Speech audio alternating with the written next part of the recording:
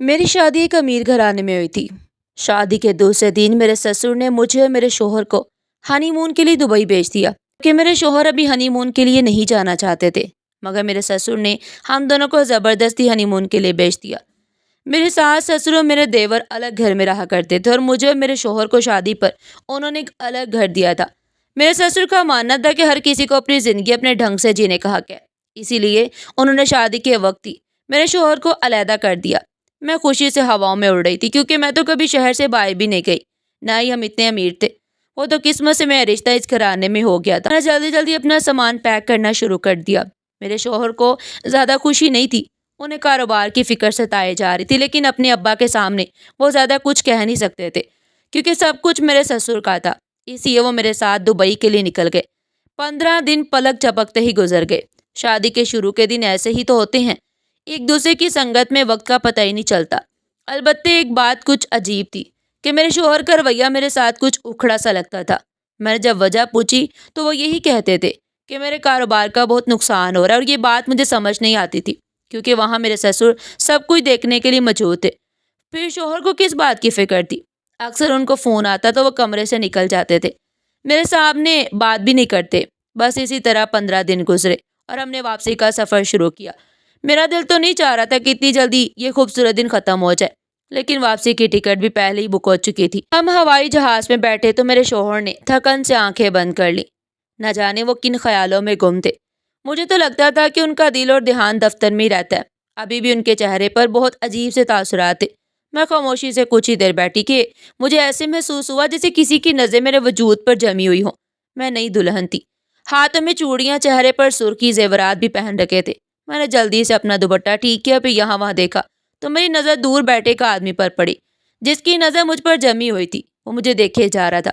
मुझे बड़ी घबराहट हुई। मैंने अपने शोहर की जानिब देखा जो अभी भी आंखें बंद किए बैठे थे।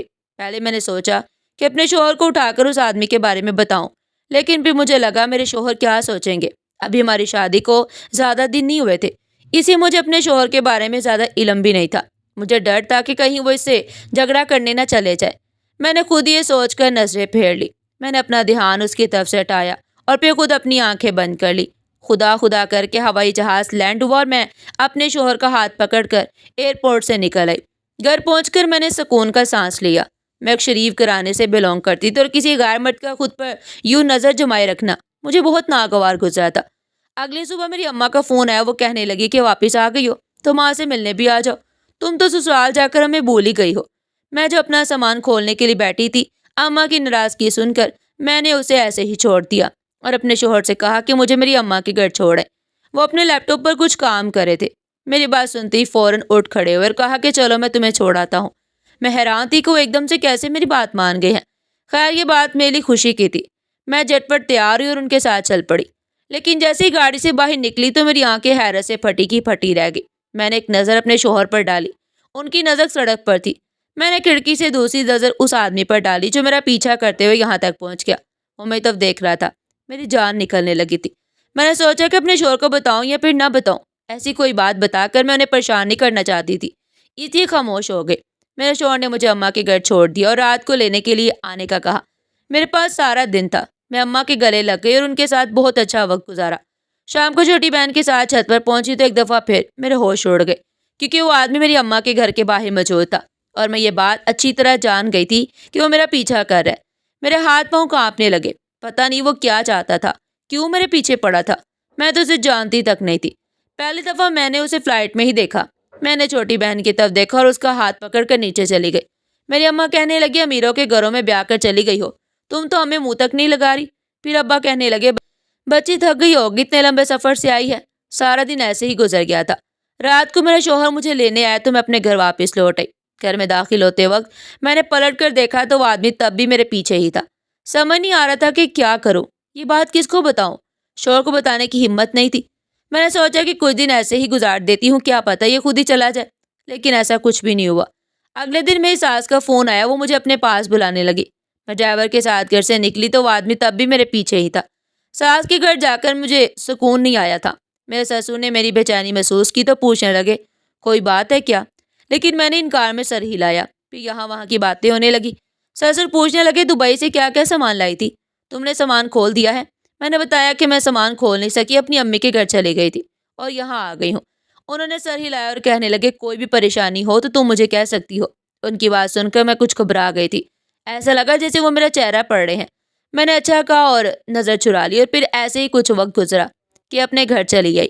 رات کو بے چینی سے مجھے نیند بھی نہیں آئی تھی، میں کروٹیں بدلتی رہی۔ پھر آدھی رات کو میں نے کھڑکی سے باہر دیکھا تو وہ آدمی تب بھی باہر کھڑا تھا۔ اب تو میری جان ہی نکل گئی، نہ جانے وہ کیوں دن رات میرا پیچھا کر رہا تھا۔ میں سوچ ہی رہی تھی کہ اس مسئلے کا حل کیا نکالوں، اتنے میں میرا شوہر اٹھ کر میرے پاس آیا اور کہنے لگا تم اتنی رات کو یہاں کیوں کھڑی ہو؟ میں نے سوچا کہ میں اپنے شوہر کو ساری حقیقت بتا دوں، مجھے ڈر بھی لگ رہا تھا، اور پھر میں نے اپنے شوہر کو فلائٹ سے لے کر اب تک کی ساری بات بتا دی۔ تب وہ ایک دم ہی غصہ ہو گیا اور کہنے لگا مجھے تو یقین ہے تم نے اسے کچھ ایسا کیا ہوگا کہ وہ آدمی تمہارے پیچھے یہاں تک چلا آیا اور دن رات گھر کے دروازے پر کھڑا ہے۔ شوہر کی بات سن کر میرے پیروں تلے سے زمین نکل گئی، بجائے اس کے کہ وہ میری مشکل سمجھتا، میری مدد کرتا، وہ مجھے ہی قصوروار ٹھہرا رہا تھا۔ میں نے انکار میں سر ہلایا اور اپنے شوہر سے کہا ایسا کچھ بھی نہیں ہے، آپ غلط سمجھ رہے ہیں۔ میرا شوہر طنزیہ ہنسا اور کہنے لگا میں نے توبہ کو پہلے ہی کہا تھا کہ اتنے غریب گھر کی لڑکی لانے کی کیا ضرورت ہے، تھوڑا سا پیسہ کیا دیکھے گی؟ پاگل ہونے لگی، دیکھو میری بات سچ ثابت ہو گئی، تمہیں پیسے والا شوہر ملا تو تم نے پرانے عاشق کو بھی ساتھ لگا لیا، تم ہی ہو بذات، میں تو پہلے تمہیں جان گیا تھا۔ اپنے شوہر کے خیالات جان کر میں دھنگ رہ گئی، مجھے یقین نہیں ہے کہ وہ میرے بارے میں بھی ایسے سوچ سکتے ہیں، کیا اسی لیے وہ مجھ سے کھچے کھچے سے تھے؟ کیا یہ شادی ان کی مرضی کے خلاف ہوئی تھی؟ صبح وہ دفتر کے لیے نکل گئے، میں سارا دن پانی کے بغیر مچھلی کی طرح تڑپتی رہی۔ شام کو واپس آئے تو تب بھی کوئی بات نہیں کی، خود ہی میرا سامان کھول کر نہ جانے کیا کچھ تلاش کرنے لگے۔ میں نے جاننا چاہا تو مجھے باہر دھکیل دے اور کہنے لگے دور ہٹ جاؤ۔ میرا سارا سامان انہوں نے بکھیر کر رکھ دیا، ویسے بھی یہ مختصر سے سامان تھا، اس دن مجھے اس میں سے کسی بھی چیز کی ضرورت نہیں پڑی تھی۔ میں نے بس اماں کے گھر جاتے ہوئے اپنی بہن کا تحفہ نکالا جو میں دبئی سے اس کے لیے لائی تھی، باقی کسی چیز کو چھڑا بھی نہیں تھا۔ سارا سامان پھیلانے کے بعد میرا شوہر غصے سے باہر نکل گیا، ایسا لگ رہا تھا جیسے انہیں میرے کردار پر شک ہو گیا ہو، وہ کوئی ایسی چیز تلاش کرنا چاہتے تھے جس کے ذریعے وہ مجھے اپنی زندگی سے ہمیشہ کے لیے نکال باہر کرے، لیکن میرے پاس ایسی کوئی بھی چیز نہیں تھی، میں نے کسی سے بھی کوئی تعلق نہیں تھا۔ پھر کافی دیر بعد میرے شوہر واپس آئے، ان کا مزاج تب بھی ٹھیک نہیں تھا۔ میں اپنے کمرے کی کھڑکی سے انہیں دیکھ رہی تھی، میں نے انہیں گاڑی سے اتر کر گھر میں داخل ہوتے ہوئے دیکھا تھا۔ جس انداز میں الیاس نے گاڑی کا دروازہ بند کیا تھا، ایسے لگ رہا تھا جیسے وہ ہر چیز کو تہس نہس کر دیں گے۔ شاید میں نے انجانے میں کچھ ایسا کر دیا تھا جس کا انجام بہت برا ہونے والا تھا۔ کچھ دیر میں نے کمرے میں انتظار کیا لیکن میرے شوہر اوپر نہ آئے، وہ نیچے لاؤنج میں ہی بیٹھ گئے تھے۔ میں پریشانی کے عالم میں کھڑکی پر پہنچی تو میری جان نکل گئی، کیونکہ وہی شخص گھر میں داخل ہو رہا تھا۔ اسے دیکھ کر میرے رونگٹے کھڑے ہو گئے۔ اس کا ہمارے گھر میں آنے کے پیچھے کیا مقصد ہو سکتا ہے؟ یقیناً وہ یہاں کوئی نئی مصیبت کھڑی کرنے آیا ہوگا۔ یہی سوچ کر میں جلدی سے اپنے کمرے سے نکلی اور تیزی سے لاؤنج پہ پہنچی، لیکن جب تک وہ میرے شوہر سے کوئی بات کر چکا تھا اور میرا شوہر غصے سے اسے دیکھ رہا تھا۔ جیسے ہی میرے شوہر کی نظر پڑی، اس نے میرا ہاتھ پکڑ کر مجھے کھینچا اور اس آدمی کی طرف دھکیل کر کہنے لگا جاؤ لے جاؤ اس بد کردار کو، اسی کے لیے تم یہاں آئے ہو نا؟ یہ میرے کسی کام کی نہیں ہے، مجھے ایسی بد کردار بیوی نہیں چاہیے۔ اپنے شوہر کے منہ سے ایسی بات سن کر میری جان نکل گئی۔ میں نے کہا الیاس خدا کے واسطے ایسی بات نہ کرے، میں اس شخص کو جانتی بھی نہیں ہوں۔ میری آنکھوں سے آنسو بہ رہے تھے، لیکن الیاس کو مجھ پر رحم نہیں آیا۔ وہ کہنے لگے تمہارا اس کے ساتھ کوئی تعلق ضرور ہے، جبھی تو یہ ہمارے نام لے کر یہاں تک آ گیا، اور نہ کسی غیر میں اتنی ہمت نہیں ہوتی کہ وہ کسی لڑکی کے لیے اس کے شوہر کے سامنے آواز اٹھائے۔ جاؤ دفع ہو جاؤ اس کے ساتھ۔ الیاس نے مجھے گھر سے نکلنے پر مجبور کر دیا تھا، آدھی رات کو مجھے دھکے دے کر نکال دیا تھا۔ اس آدمی نے مجھے اپنی گاڑی میں دھکیلا اور گاڑی چلا دی۔ میں نے غصے سے اسے کہا کہ دروازہ کھولو اور مجھے جانے دو۔ وہ تو جیسے بہرا ہو گیا تھا، میں اب تک نہیں سمجھ پائی تھی کہ وہ کون ہے، مجھ سے کیا چاہتا ہے، میرے شوہر نے کیوں مجھ پر اعتبار نہیں کیا اور اس آدمی کی ہر ایک بات پر اعتبار کیوں کر لیا۔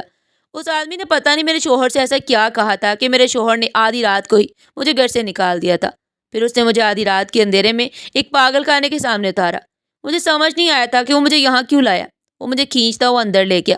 وہاں ایک کمرہ بنا ہوا تھا جس میں سرخ رنگ کی لائٹ چل رہی تھی، اور سرخ کمرے میں لے جا کر اس نے میرے ہاتھ پاؤں باندھ دیے، اور پھر اس وقت میری جان نکل گئی جب اس نے ایک کرنٹ والی مشین میرے جسم کے ساتھ جوڑی اور ایک ہلکا سا جھٹکا مجھے دیا۔ میرا سارا وجود لرز اٹھا، ایک ہلکے سے جھٹکے نے میری جان نکال دی۔ اب وہ کہنے لگا اگر تم نے میری ہر بات کا جواب نہیں دیا تو میں تمہارے ساتھ اس سے بھی زیادہ برا کروں گا۔ اور پھر اس نے مجھ سے ایک ایسا سوال پوچھا جسے سن کر میں دنگ رہ گئی۔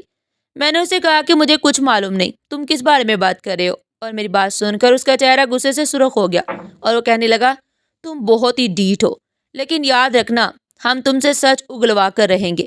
میں نے پریشانی سے اسے کہا کہ میں نہیں جانتی تم کس بارے میں بات کر رہے ہو۔ وہ کہنے لگا دبئی ایئرپورٹ پر تمہارے بیگ میں غلطی سے میرا سامان آ گیا تھا، مجھے وہی چاہیے۔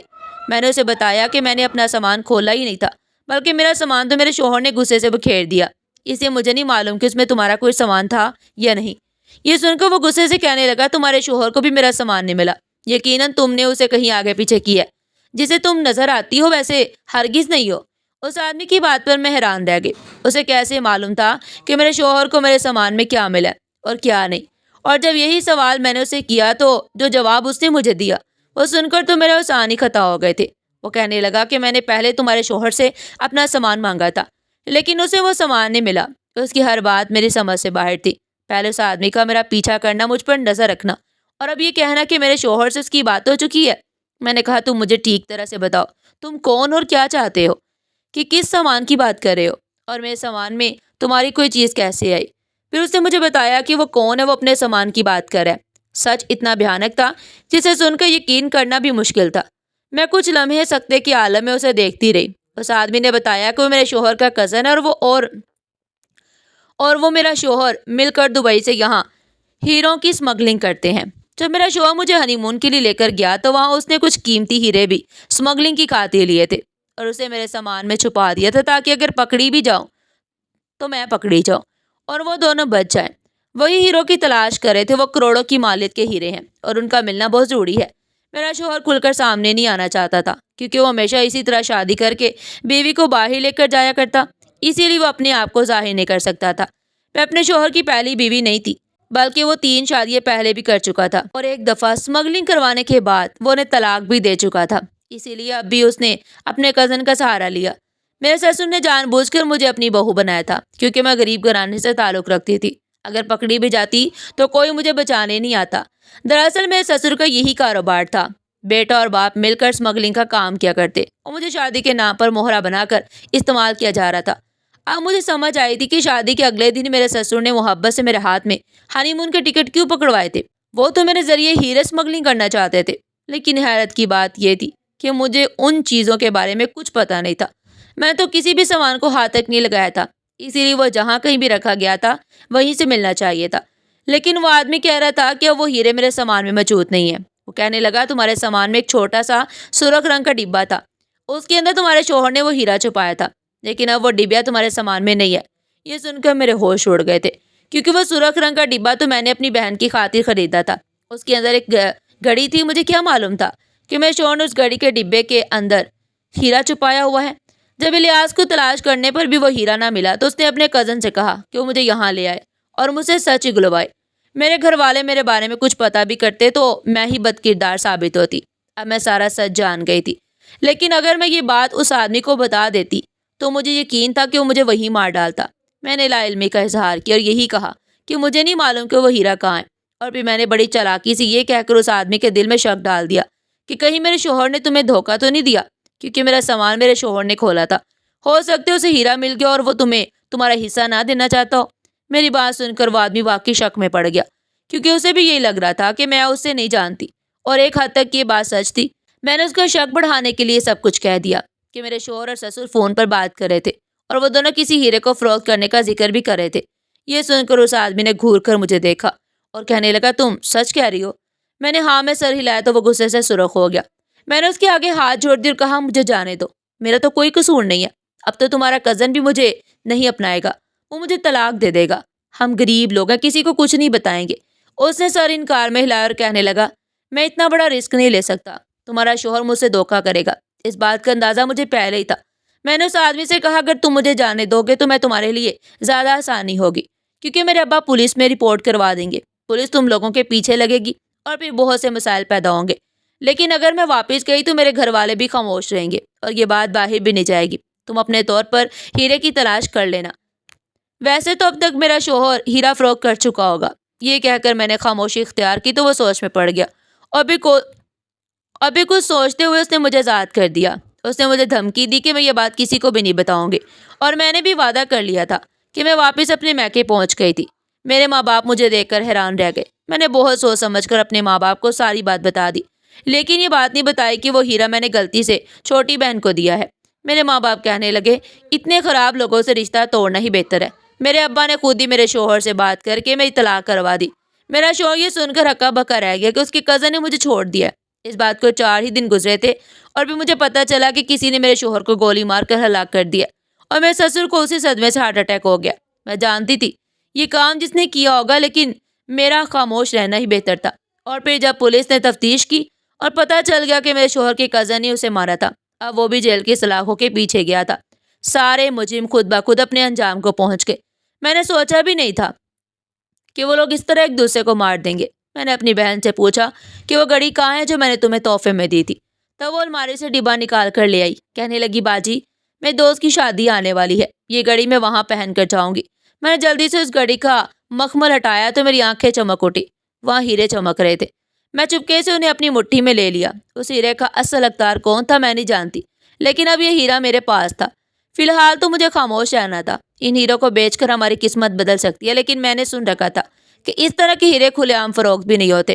آپ لوگ مجھے بتائیں کہ میں نے ٹھیک کیا ہے یا غلط؟ کمنٹ سیکشن میں جواب ضرور دیجیے گا۔ ناظرین، اگر کہانی پسند آئی ہو تو چینل کو سبسکرائب کریں، ویڈیو کو لائک کریں اور زیادہ سے زیادہ شیئر کریں۔ پھر ملتے ہیں ایک نئی کہانی کے ساتھ، تب تک کے لیے اللہ حافظ۔